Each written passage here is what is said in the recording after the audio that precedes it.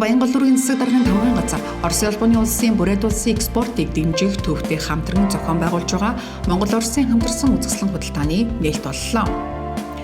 2025 онд Баянгол дүүрэг Оросын албаны улсын Улаан-Удэ хоттой хамтран ажиллах санамж бичиг байгуулсан бөгөөд санамж бичгийн хүрээнд энэхүү үзэсгэлэн худалдаа зохион байгуулагдаж байгаа талаар онцолж байна. За энэхүү үзэсгэлэн худалдааг зохион байгуулснаар хоёр улсын найрсаг харилцаа худалдаа, эдийн засгийг үргэлжлүүлэхийн зэрэгцээ, аж ахуйн нэгжүүд, жижиг дунд үйлдвэрлэгчид бараа бүтээгдэхүүний худалдаалан борлуулах, хоорондын харилцаа холбоог үргэлжлүүлэх, харилцан туршлах солилцоход их ихэн дэмжлэг болох юм а. Үзэсгэлэн худалдаанд Оросын албаны улсын 20 аж ахуйн нэгжүүд хүнсний бүтээгдэхүүн бэлэг дурсгалын зүйлс, суулгач, бордоо, барилгын материал зэрэг 100 гаруй нэр төрлийн бараа бүтээгдэхүүн худалдаалж байна. Үзэсгэлэн Баянгол дүүргийн 15 дугаар хороонд байрлах байгаль их цогцлборт 2026 оны 5 дугаар сарын 22-ны өдрөөс 5 дугаар сарын 24-ний өдрийн хооронд зохион байгуулагдана. Жокогийн музей цаана загварын сууцыг барьсан байгаа.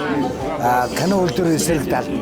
Энийг үзэж болно. Маш их би монголчуудын уламжлал соёлыг өвлөн дэвжүүлэх хүсэлтэй байна. Ялангуяа манай бүтээгдэхүүн болох сосиско зайдс болон заазарсан үхрийн гахаан адууны жинсэн бах энэ бүтээгдэхүүнийг бол маш ихээр сонирхож байна. Үзэсгэлэн яармаг маань энэ бүтэнсэн өдөр өнөөдөрс эхлээд ингээд 3 хоногийн хугацаатай ажиллах тул төлбөрийн нөхцөл бол зөвхөн бэлнээр болон Худалдаа хөгжлийн банкны дансаар шижүүлж хийгдэж байгаа.